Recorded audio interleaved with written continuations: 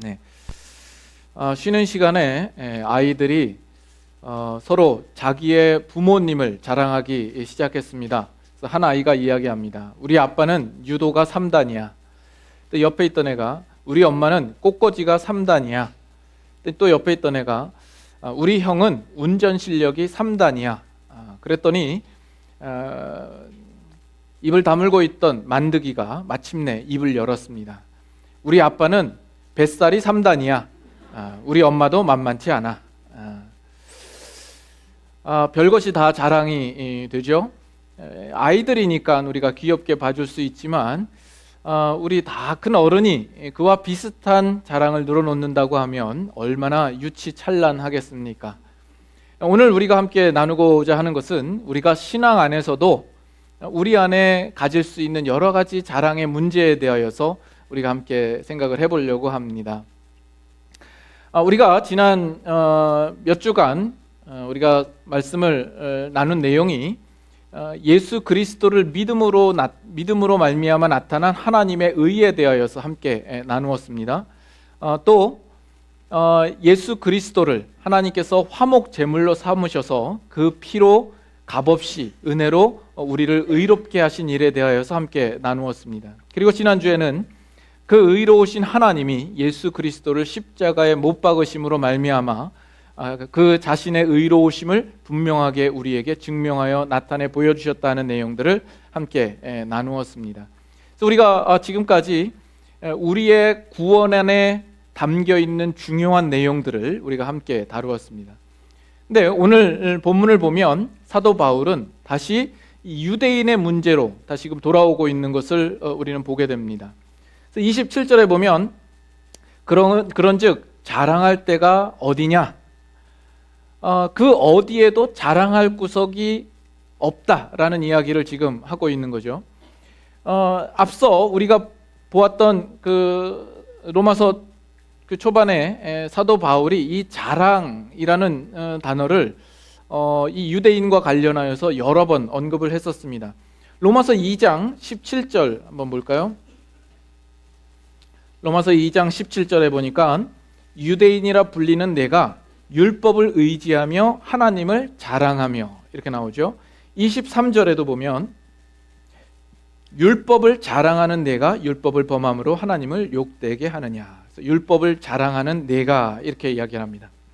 그래서 이 문제는 지금 유대인의 마음 가운데에 언제나 대체적으로 유대인이라면 누구나 차지하고 있는 이 문제에 대해서 이야기를 하고 있는 겁니다. 유대인들은 하나님께서 이 땅에 있는 많은 민족들 중에서 특별히 자기들을 택하여서 하나님께서 자기 백성 삼으셨다라는 이런 선민 사상을 그들은 가지고 있었습니다. 그리고 그들이 내세울 만한 가장 큰 근거는 하나님께서 자신들에게만 율법을 허락하여 주셨다 하는 겁니다. 그리고 자신들이 율법을 지키고 있다라는 것이죠. 그리고 하나님께서 또한 할례를 명하셨고 우리는 그 표를 우리의 몸에 지니고 있는 자들이다 하는 겁니다. 그래서 이 유대인들은 이방인들과는 달리 구원의 문제에 있어서는 우리는 이미 확보받았고 해결받았다라고 생각을 하는 겁니다. 이러한 유대인들에 대하여서 사도 바울이 앞선 논증에 보면 하나님께서 베푸신 구원에 있어서는 그들이 가진 것 어느 하나도 보탬이 되지 않았고 유익될 수 없다라는 이야기를 분명히 하고 있는 겁니다. 그래서 사도 바울이 먼저는 유대인에게요 그리고 헬라인에게로다 하는 이 표현도 여러 번 쓰고 있는데 그것은 유대인과 헬라인이 서로 구별되다 서로 다르다라는 의미에서 쓰는 것이 아니라 서로 동등하다라는 의미에서 지금 그 표현을 쓰고 있는 겁니다. 그리고 나서 로마서 3장으로 오시게 되면 그 1절을 한번 보시죠. 로마서 3장 1절에는 그런즉 유대인의 나음이 무엇이며 할례의 유익이 무엇이냐 이렇게 묻고 시작을 하죠. 이 유대인들이 먼저 하나님의 말씀을 맡은 일에 대하여서는 유익이 있을지 모르지만 그들이 의롭게 되는 일에 있어서는 결코 그들에게 나음도 없고 유익이 없다라는 이야기를 하고 있는 겁니다. 그것을 설명하기 위하여서 율법 외에 나타난 하나님의 한 의, 즉 예수 그리스도를 믿음으로 말미암아 모든 믿는 자에게 미치는 하나님의 의를 설명하면서 그것을 그 답으로 제시하고 있는 겁니다. 그래서 3장 22절에 보시면 곧 예수 그리스도를 믿음으로 말미암아 모든 믿는 자에게 미치는 하나님의 의니 차별이 없느니라. 그래서 하나님의 구원에는 어떠한 차별도 있을 수 없음을 사도 바울이 이야기를 하고 있는 겁니다. 자, 이쯤 되면 사도 바울도 얼마든지 알아들을 만하게 이야기를 했고 충분히 설명이 되었다 싶을 만한데도 우리가 지금 보고 있는 3장 후반절에 와서는 다시 이 사도 바울이 이 유대인들을 향하여서 그 말을 또 계속 잇고 있는 것을 보는 겁니다. 그런즉 너희가 자랑할 때가 어디 있느냐? 무슨 법으로냐? 행위가 아니라 믿음이 아니지 않느냐? 의롭게 되는 것은 결코 행위에 있지 아니하고 믿음에 있지 않느냐? 하나님이 유대인들만의 하나님이시냐? 이방인들의 하나님도 되시지 않느냐? 할례자도 믿음으로, 무할례자도 믿음으로 의롭게 하시는 이는 한 분 하나님이시지 않느냐? 그래서 우리를 의롭게 하시고 우리를 구원하게 하시는 그 일들에는 결코 차별이 있을 수 없다라는 이야기를 다시 한번 꺼내고 있는 겁니다. 지금 이것을 보면 사도 바울이 이 유대인의 이 자랑의 문제에 대하여서 아주 집요하게 물고 늘어지는 어떤 그런 느낌을 여러분 받지 않으십니까? 그 이유는 무엇일까요? 그 이유는 지금 사도 바울이 다루고 있는 이 문제는 이 유대인들의 사고와 인식 속에 아주 뿌리 깊게 박혀 있는 가장 어렵고 핵심적인 문제를 다루고 있기 때문에 그렇습니다. 유대인들은 그 복음을 들을 때에 자신이 가지고 있는 모든 것을 다 허무른 듯한 그런 느낌을 받았을 겁니다. 자신이 쌓아왔던 그 기초가 흔들리는 것 같고 자신이 뿌리 깊게 내렸던 그 뿌리에 공격을 받는 것 같은 느낌을 받을 겁니다. 구약 전체에 어긋나는 것 같고 자신이 모든 것을 바꿔야 될 것처럼 느껴지게 되겠죠. 그래서 유대인들은 그것을 바꾸고 싶지 않은 겁니다. 왜냐하면 그것이야말로 그들에게 있어서는 유일한 자존심이요 자랑거리이기 때문에 그렇습니다. 그래서 이 유대인들은 이 복음을 듣는 일에 있어서 상당히 꺼리는 것이죠. 마치 이 복음을 시인하게 되면 자신이 지금까지 쌓아 올렸던 그 모든 것이 허물어지고 무너지는 듯한 느낌을 받을지도 모르고 그리고 자신의 모든 살아왔던 인생이 허무하고 어리석은 인생으로 여겨질 수 있기 때문에 그들은 그것을 포기하고 싶지 않은 마음이죠. 예수 그리스도를 믿기는 믿는다고 하지만 그러나 그렇지만 그럼에도 불구하고 끊임없이 단서를 붙여가면서 자신이 그것을 놓치고 싶지 않은 그 무언가가 있는 것처럼 유대인들은 그렇게 생각을 하더라는 겁니다. 이 문제가 이 유대인의 생각 속에 그들의 인식 속에 얼마나 뿌리 깊게 박혀 있는가 하는 문제를 우리가 한 예를 통하여서 한번 살펴보도록 하죠. 사도행전 10장 한번 가볼까요? 사도행전 10장 자 9절부터 16절까지입니다. 사도행전 10장 9절부터 16절. 자, 찾으셨으면 같이 한번 교독하도록 하죠. 9절부터 제가 먼저 읽습니다. 이튿날 그들이 길을 가다가 그 성에 가까이 갔을 그때에 베드로가 기도하려고 지붕에 올라가니 그 시각은 제6시더라. 그가 시장하여 먹고자 하매 사람들이 준비할 때에 황홀한 중에 하늘이 열리며 한 그릇이 내려오는 것을 보니 큰 보자기 같고 내 귀를 메어 땅에 들이웠더라. 그 안에는 땅에 있는 각종 네 발 가진 짐승과 기는 것과 공중에 나는 것들이 있더라. 또 소리가 있으되 베드로야 일어나 잡아먹으라 하거늘 베드로가 이르되 주여 그럴 수 없나이다. 속되고 깨끗하지 아니한 것을 내가 결코 먹지 아니하였나이다 한데 또 두 번째 소리가 있으되 하나님께서 깨끗하게 하신 것을 내가 속되다 하지 말라 하더라. 이런 일이 3번 있은 후 그 그릇이 곧 하늘로 올려져 가니라. 지금 이 상황은 어떤 상황인지 여러분들 아시죠? 지금 하나님께서 베드로를 이방인 고넬료의 집에 보내기 전에 사전에 이 베드로를 준비시키도록 하기 위하여서 지금 이 환상을 보여주고 있는 겁니다. 그래서 하늘로부터 네 귀퉁이를 맨 보자기 같은 것이 내려와서 그 안에 각종 짐승과 기는 것들과 공중에 나는 새들이 있는데 그것을 잡아먹으라 했더니 베드로가 뭐라 그래요? 부정한 것을 먹을 수 없습니다. 그러자 하나님이 내가 깨끗하게 한 것을 속되다 하지 말라 이렇게 말씀을 하시죠. 하나님께서 오죽하셨으면 이렇게 하셨을까? 베드로에게 누군가를 통하여서 말해서 깨닫게 하실 수도 있었는데 하나님께서 그 황홀한 중에 그 환상 중에 이것을 보이시는 거죠. 그것도 세 번이나 베드로에게 이와 같은 환상을 보이시는 겁니다. 만약에 베드로에게 이 일이 없었다고 한다면 그는 이방인 고넬료에게 가지 않았을 것입니다. 그래서 하나님의 그 복음 사역을 위하여서 이 베드로 안에 자리 잡고 있는 그 복음의 장애물들을 제거하기 위해서, 그 장애물이라고 하는 것은 바로 베드로 안에 잠재되어 있는 유대적인 그 사고를 하나님께서 허무시기 위한 것이었죠.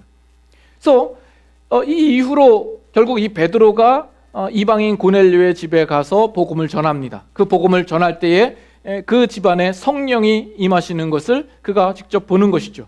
그것을 보고 하나님께서 그 구원의 문을 유대인들뿐만이 아니라 이제 이방인들에게까지 그 구원의 문을 여셨구나 하는 것을 그는 깨닫게 됩니다.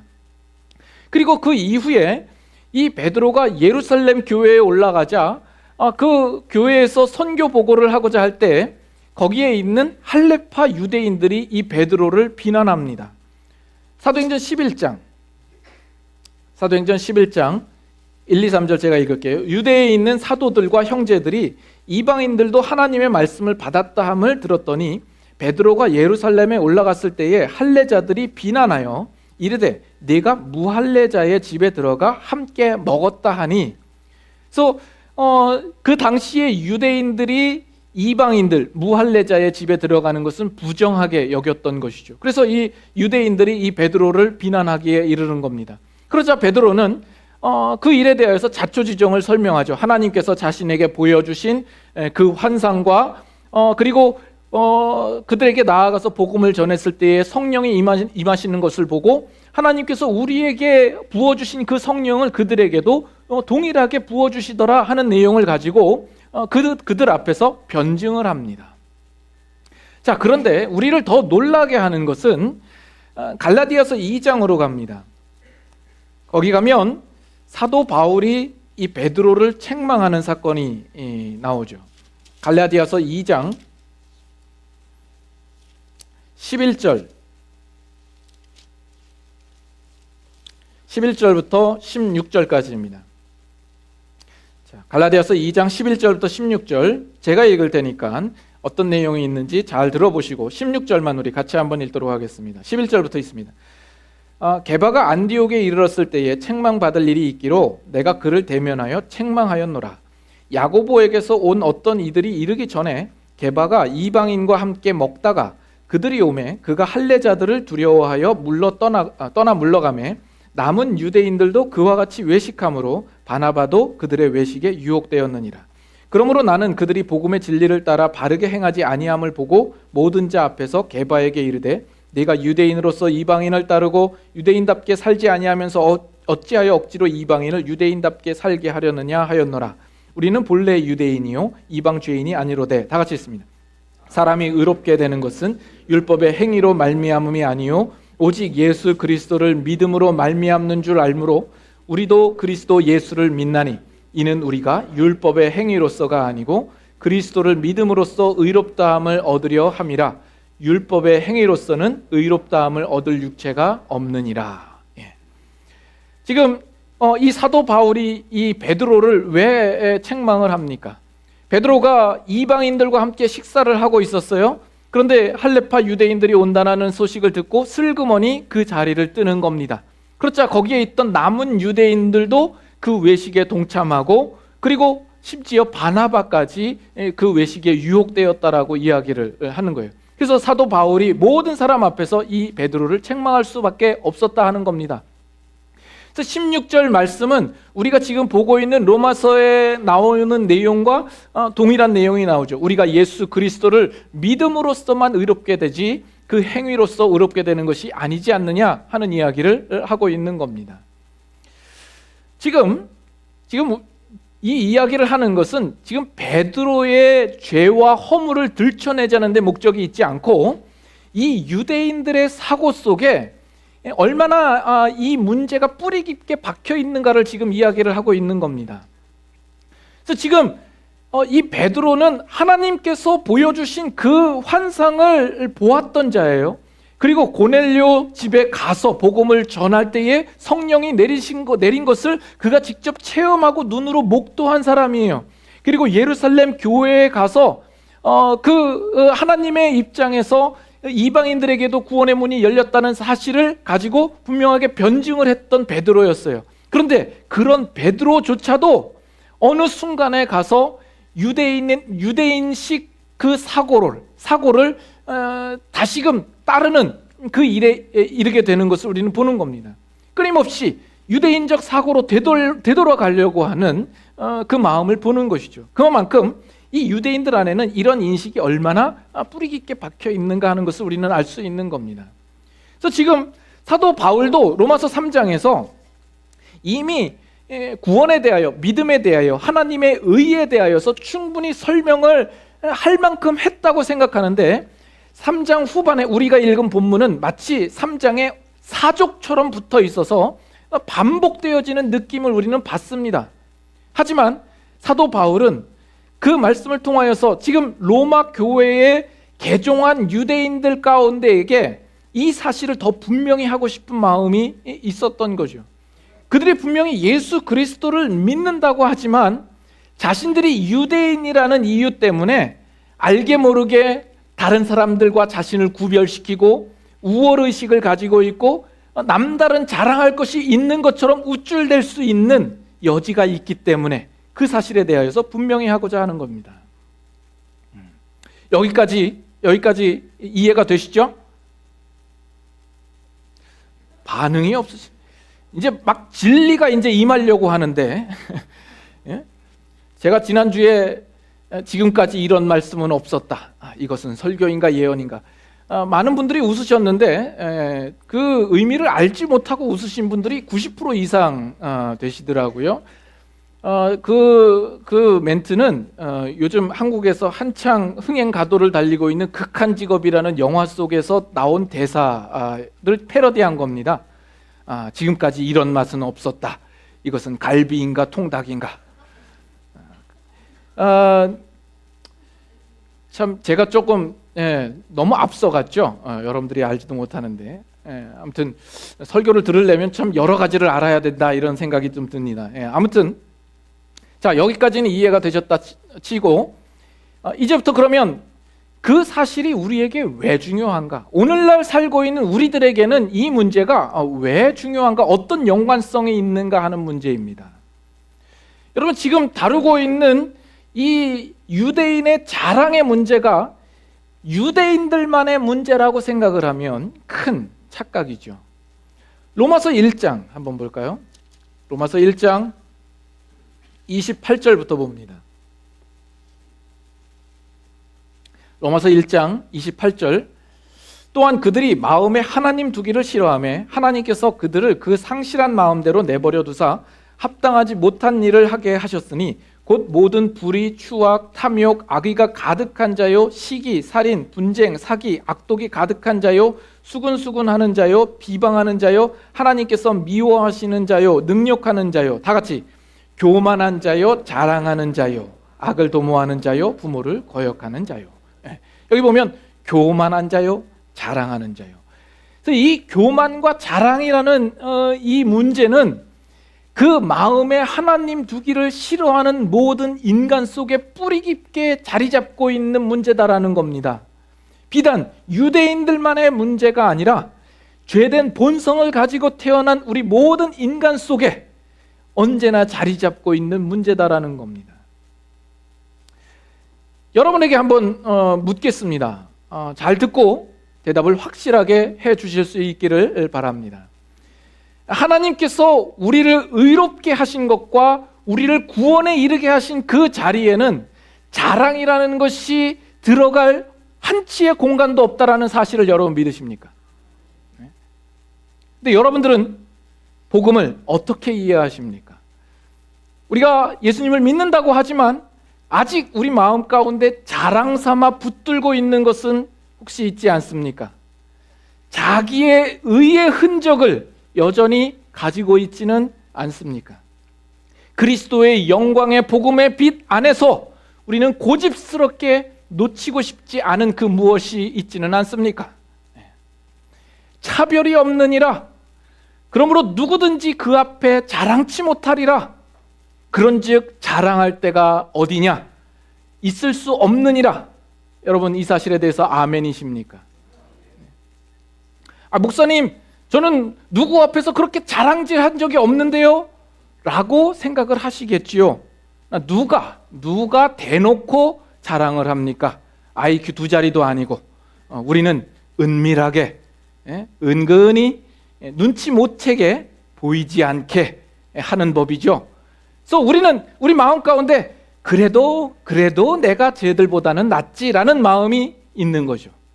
그리고 심지어 나는 자랑 같은 거 안 해 라고 말하는 것 자체가 자랑일 수 있다는 거 아세요? 나는 그래서 저 사람들과는 달라. 이 이야기 아닙니까? 그렇죠? 또는 다른 사람들이 자랑하는 문제에 대해서 부러워한다든지 아니면 그 자랑하는 것을 아니 꼽게 여겨서 민감하게 반응하는 것도 아직 우리는 그 자랑의 문제에 있어서 자유롭지 못하고 해결받지 못했다라는 것이 증명되는 겁니다. 결국 우리 마음에 여전히 미련이 남아있고 그것이 신경이 쓰이고 이 세상에서 돈을 가진 자들이 부럽고 지위를 가진 자들이 부러운 그런 모습으로 우리는 살고 있지 않느냐라는 겁니다. 근데 그 모든 것들이 예수 그리스도의 복음으로 우리는 해결받고 있지 못하고 있다라는 겁니다. 왜 그런가 하는 거, 왜 그런가요? 여러분들 정말 우리가 믿음으로 의롭게 된 것, 이것을 분명하게 쥐고 있고 이것이 정말 가치 있는 것이며 영광스러운 것이며 이 안에 하나님의 은혜로 말미암아 우리에게 주어진 이 사실을 분명히 알고 있는 자라면 결코 이 세상에서 그 어떠한 자랑에도 우리는 휘둘리지 않을 거예요.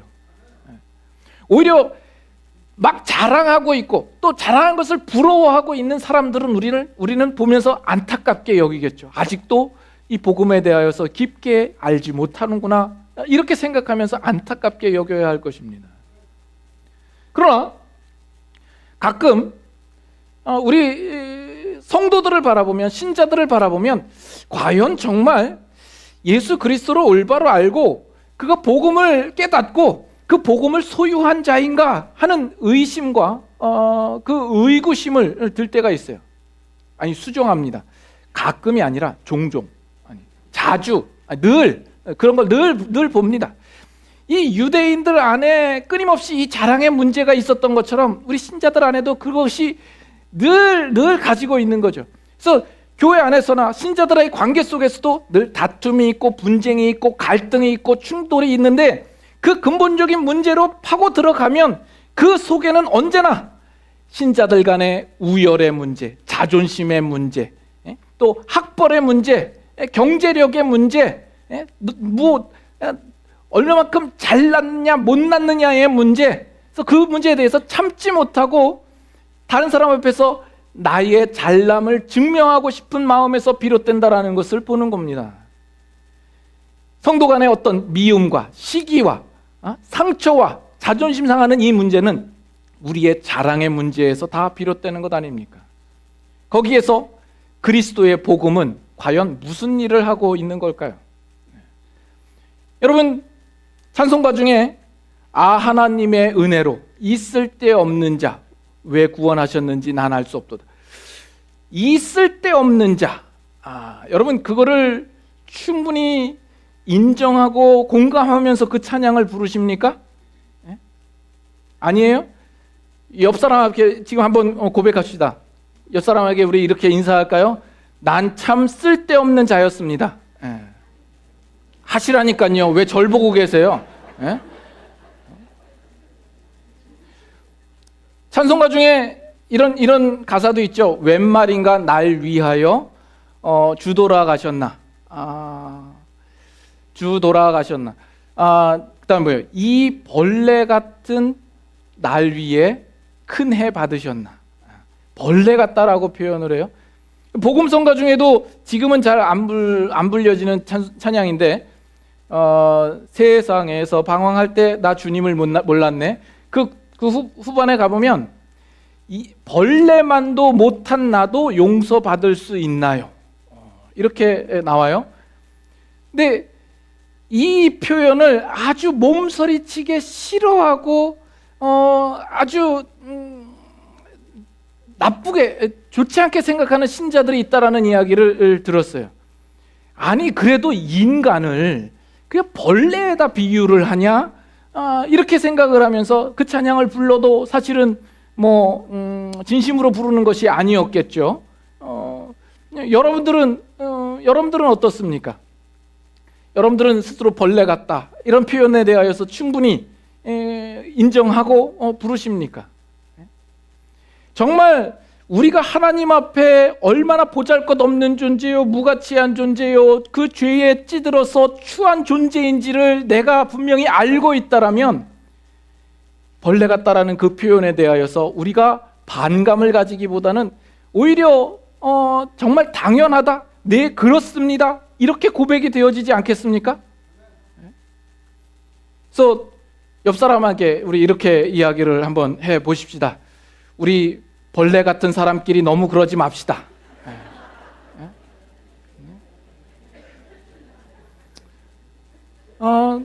우린 다 그런 존재예요. 정말 무가치하고 정말 보잘것없는 존재인데 예수 그리스도의 피로 말미암아 우리가 하나님 앞에 존귀한 자로서 우리는 세우심을 입게 된 것이에요. 우리 안에 자랑할 수 있는 것이 무엇이 있습니까? 우리가 몇 주 전에도 그런 비유를 들었지만 모든 사람이 죄를 범하였으면 하나님의 영광에 이르지 못한다고 그랬습니다. 그 영광이라는 것이 우리와 얼마나 큰 차이가 있는지 저 하늘에 떠 있는 별과 같다라고 이야기를 했어요. 근데 저 하늘에 떠 있는 별 아래에 살면서 우리는 이 땅에서 누구는 조금 더 높은 자리에 있다고 해서 다른 사람을 멸시하고 무시하고 자랑하고 우월감에 가진다든지 다른 사람보다 내가 조금 더 낮은 데에 서 있다라고 해서 부끄러워한다든지 그 사람을 부러워하는 이 일들은 얼마나 어리석은 것이냐라는 겁니다. 우리는 그러지 말아야죠. 왜요? 우리는 알잖아요. 하나님의 은혜와 사랑으로 말미암아 우리가 이 자리에 오게 된 것을 우리는 알잖아요. 하나님께서 우리를 긍휼히 여기셔서 우리를 예수 그리스도의 피로 우리를 값주고 사신 이 놀라운 사실을 우리가 알잖아요. 그것은 우리의 실력이나 우리의 능력으로가 아니라 우리의 하나님께서 허락하여 주신 믿음으로 말미암아 그것이 우리에게 주어졌다는 것을 알잖아요. 근데 우리가 그것을 늘 놓치고 있고 그것을 까먹고 있으니까 우리는 끊임없이 우리의 삶에서 별것도 아닌 일에 삐지기도 하고 상처받기도 하고 욕하고 자존심 상하고 이렇게 되는 것 아니겠습니까? 지금 세상 사람 이야기를 하는 게 아니에요. 우리 예수 그리스도를 믿는 신자들 이야기를 하고 있는 겁니다. 세상 사람들은 얼마든지 그럴 수 있어요. 정말 그렇게 생각할 여지가 그들은 많죠. 그러나 우리는 다른 것 아닙니까? 신자로서 다름이 어디에 있습니까? 그냥 주일날 예배 나온 것이 다른 겁니까? 밥 먹기 전에 기도하는 것이 다른 겁니까? 우리는 예수 그리스도로 말미암아 우리의 사고와 인식과 우리의 삶과 자세와 원리와 방법과 그 모든 것에서 우리는 다른 존재여야 되지 않겠습니까?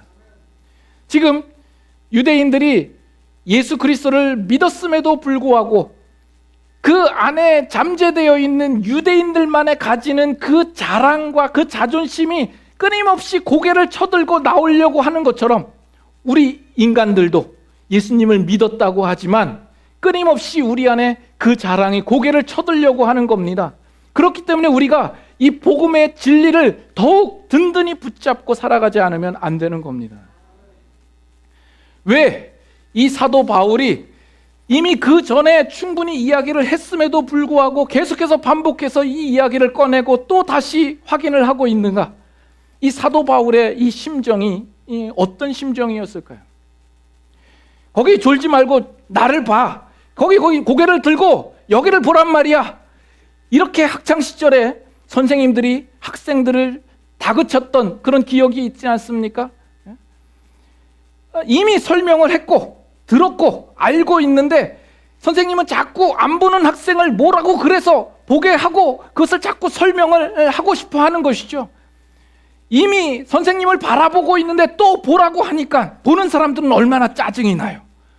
그럼에도 불구하고 선생님이 자꾸 보라고 해서 그 설명을 또 하는 이야기는 뭐예요? 이것은 중요하기 때문에 이것은 한 사람도 놓치지 말고 이것은 꼭 알아야 되는 문제다. 이것은 시험에 꼭 나온다. 이 문제만큼은 틀리지 마라. 그래서 한 사람도 이 문제를 틀리지 않기를 바라는 마음에서 그렇게 하는 것 아니겠습니까? 지금 사도 바울도 그와 같은 심정으로 지금 이야기하고 있는 겁니다. 유대인들 너희의 자랑이 무엇이냐? 그리스도의 복음 안에서 우리가 자랑할 수 있는 것이 무엇이냐? 그래서 모든 사람의 이목을 집중시키고 그것을 재차 강조하고 높아심에서 결코 이 자존심이나 이 우월의 문제에 다시는 빠지지 않도록 하기 위해서 이 부분을 틀림없이 하도록 하기 위하여서 지금 반복해서 계속해서 이야기하고 있는 겁니다. 오늘 우리에게 하나님께서 동일하게 반복해서 우리에게 말씀하시고 있는 중에 있습니다. 여러분, 목사님 설교가 늘 똑같은 설교처럼 들리지 않습니까? 그렇죠? 3년이 되고 5년이 되고 그래도 늘 다른 본문을 가지고 설교를 하는데 좀 뭔가 새로운 것이 있을까 해서 가만히 들어보면 결국엔 또 똑같은 결론을 내리고 그런 생각 드시죠? 늘 뭐 예수 그리스도 복음에 대한 이야기밖에 안 하는 것 같아요. 그래서 불만이십니까? 그렇게 동일한 메시지를 들으면서도 변하지 않는 여러분의 문제는 또 무엇입니까?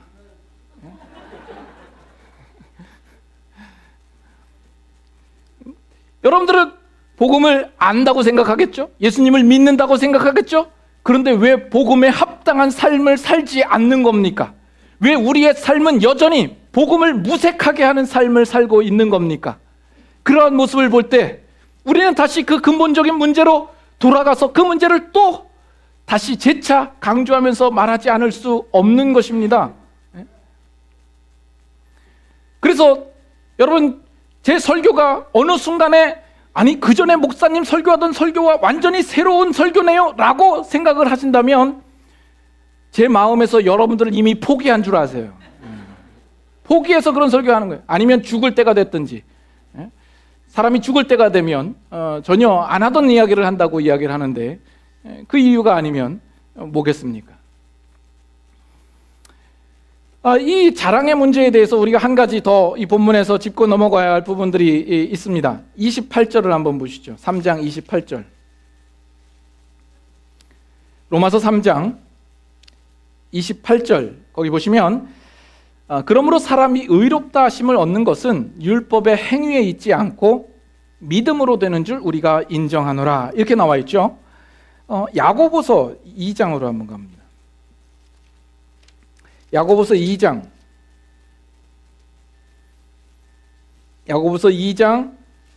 14절 야고보서 2장 14절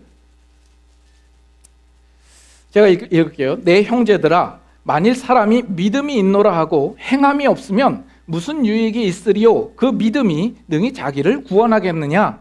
그리고 24절 같이 한번 읽겠습니다. 이로 보건대 사람이 행함으로 의롭다 하심을 받고 믿음으로만은 아니니라.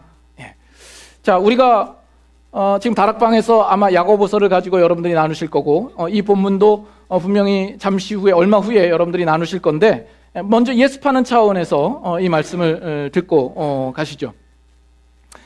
지금 사도 바울은 우리의 의롭다 하는 이 문제는 결코 행함의 문제가 아니라 믿음으로만이다 라고 이야기를 해요. 그런데 야고보는 우리가 의롭게 되는 것은 우리가 행함으로 의롭게 되고 믿음으로만은 아니다라고 이야기를 해요.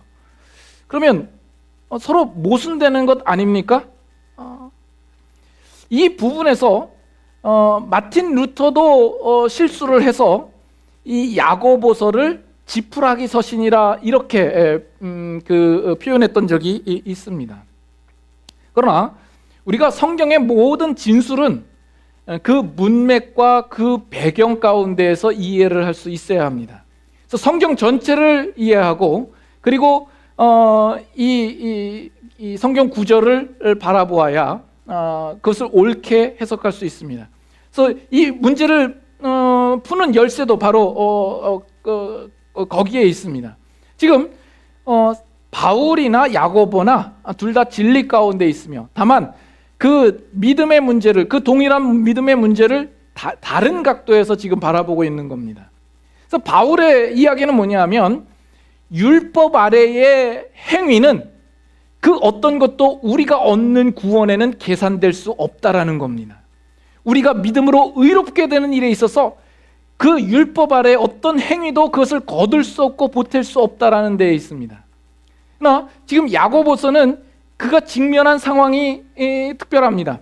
초대교회 가운데는 이 믿음을 다르게 해석하는 자들이 있었기 때문에 그렇습니다. 그들은 나는 믿는다, 이 믿음의 고백만 있으면 그 행위의 문제는 어떻게 해도 상관이 없다라고 생각하는 자들이 있었던 겁니다. 그래서 사람이 구원을 얻는 것은 믿음으로 구원을 얻는 거지 그 외의 것들은 신경 쓰지 않아도 된다라고 생각을 하고 있는 거죠.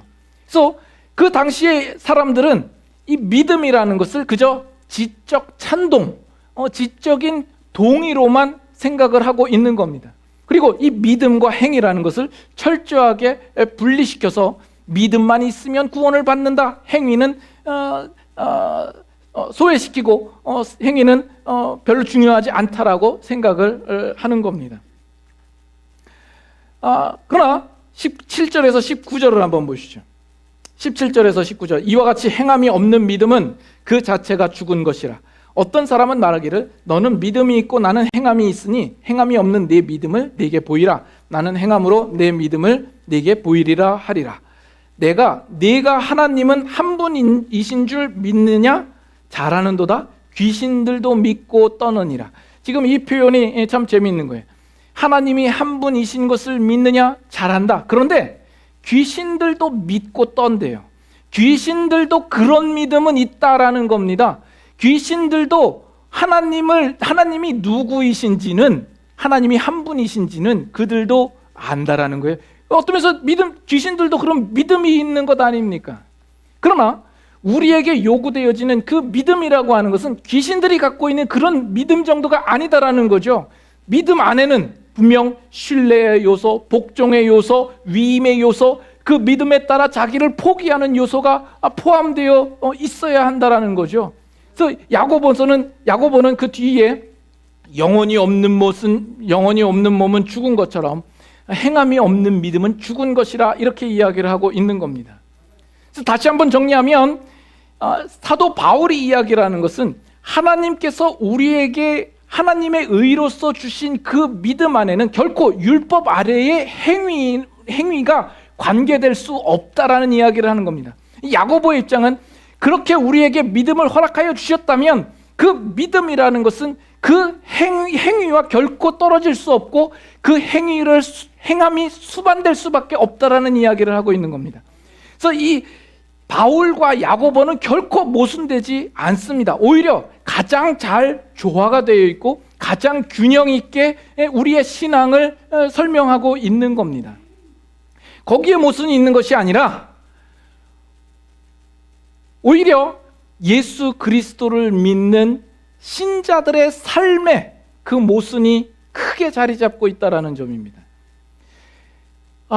우리 이 미국의 기독교에 큰 부흥이 일어날 때에 아주 유행처럼 번지던 것이 있었습니다. 그것이 한국 교회에도 한때 상당히 그 유행이 되었던 건데, 어떤 집회가 있으면 그 집회의 말미에는 언제나 결신자를 초청하는 순서가 있었습니다. 여러분 중에 이제 예수 그리스도를 믿기로 작정하신 분들은 자리에 일어나셔서 강단으로 나오십시오. 그래서 다 나오면 저와 같이 기도를 따라 하십시오. 나는 오늘 예수님을 믿습니다. 그래서 그렇게 기도를 하고 나면 이제 여러분들은 구원을 얻었습니다 라고 선포를 하는 겁니다. 참 구원의 문제가 참 쉽게 이해가 될 수 있는 여지가 많은 것이죠. 분명 그들 안에 진정한 예수 그리스도에 대한 분명한 믿음이 있기를 바랍니다. 그러나 그것은 아무도 판단할 수가 없겠죠. 아무튼 그렇게 해서 많은 사람들이 교회에 몰려와서 교회마다 차고, 교회들은 또 우후죽순 많이 생깁니다. 이민 교회도 마찬가지고, 그렇게 해서 많은 교회와 많은 신자들이 있습니다. 예수 그리스도를 믿는다라고 고백하는 많은 사람들이 있었지만 정작 예수 그리스도를 올바로 알고 믿고 그 예수 그리스도 앞에 자신을 전적으로 위임하고 위탁드리는 온전한 신자는 찾아보기가 참 어려운 지경에 이르게 되었다라는 겁니다. 이것이 신자가 갖는 큰 모순인 거죠. 믿음을 가졌다고 하지만 그 믿음에 합당한 삶이 나타나 보이지 않는 이 신자들의 모순이 있습니다. 그래서 지금도 우리가 로마서 3장을 보는 중에 우리는 분명히 믿음에 대한 설명을 우리가 여러 시간에 걸쳐서 함께 나누었습니다. 하나님께서 우리를 어떻게 의롭게 하셨는가, 하나님이 값없이 은혜로 예수 그리스도를 화목제물로 삼으셔서 우리를 구원하셨다라는 그 자세한 내용들을 여러분들과 함께 나누었어요. 그래서 여러분들이 이제 그 믿음이 무엇이구나라는 것을 이제 알겠죠. 그러나 제 마음 가운데 한 가지 우려되는 것은 무엇이냐면, 여러분들이 그 믿음이라는 것을 그저 지적인 찬동으로만, 지적인 동의로만 가지고 있을까 봐 우려하는 겁니다. 내가 예수 믿는다는 고백을 가졌지만 여전히 세상에 나가면 내 삶의 자랑거리들이 그 즐비에 있는 것이죠. 세상적인 것들로 자랑거리를 삼고 그 자랑의 문제를 가지고 여전히 양보하지 못하고 이해하지 못하고 살아가는 그 잘못된 그리고 모순된 신자의 삶을 살까봐 그것이 모순된 상당히 걱정되는 겁니다. 그 문제에 대하여서 야고보 사도가 그 균형 있게 그것을 지적하고 있는 것이죠. 행함이 없는 믿음은 죽은 것이다라고 이야기를 하고 있습니다. 그래서 오늘 말씀을 듣는 여러분들만큼은 그 믿음에 일치되고 합당한 삶을 살 수 있기를 바랍니다. 여러분 안에 잠재되어 있는 나의 세상적인 자랑들, 다른 사람과 구별해서 내가 좀 더 우월하다라는 그런 마음들이 정말 예수 그리스도의 복음 안에서 다 제거되고 다 내려놓을 수 있기를 바랍니다. 사도 바울도 유대인입니다. 그렇죠? 유대인이었기 때문에 그도 그 한때 그 유대인으로서의 자부심과 자긍심과 자존심을 가졌을 겁니다. 그래서 빌립보서 3장에 보면 그는 육체에 대하여서 신뢰할 것이 많다라고 나오죠. 그는 8일 만에 할례를 받은 자요, 이스라엘 족속이요, 베냐민 지파요, 히브리인 중에 히브리인이요, 바리새인이요, 열심히 있는 자요, 율법의 의로는 흠이 없는 자로다 이야기를 합니다. 그러나 그 모든 것들을 이제는 해로 여기고 배설물로 여긴다라고 이야기를 하죠. 더 이상 예전에 자랑스럽게 여겼던 것이 이제는 자랑할 것이 전혀 아니다라고 고백하고 있는 겁니다. 그 이유는 뭐라고요? 우리 주 예수 그리스도를 아는 지식이 가장 고상하기 때문이라 이야기를 합니다. 사도 바울은 다른 곳에서 자신의 연약함을, 약한 것을 자랑한다라고 이야기를 해요. 왜요? 그리스도의 능력이 나타나게 하려고. 그리고 우리를 향하여서 권면할 때에도 너희가 자랑을 하려거든 주 안에서 자랑하라 이렇게 말하죠. 그 사도 바울은 나는 그리스도의 주 예수 그리스도의 십자가 외에는 결코 자랑할 것이 없노라 이렇게 고백을 합니다. 이 사도 바울의 그 인식과 그 고백이 여러분들의 인식, 여러분들의 고백이 될 수 있기를 바랍니다. 우리는 이제 다른 세상 것으로의 자랑이 아니라 오직 예수 그리스도와 그 십자가만을 자랑하는 그런 신자된 모습들이 다 되실 수 있기를 바랍니다. 같이 함께 찬양하겠습니다.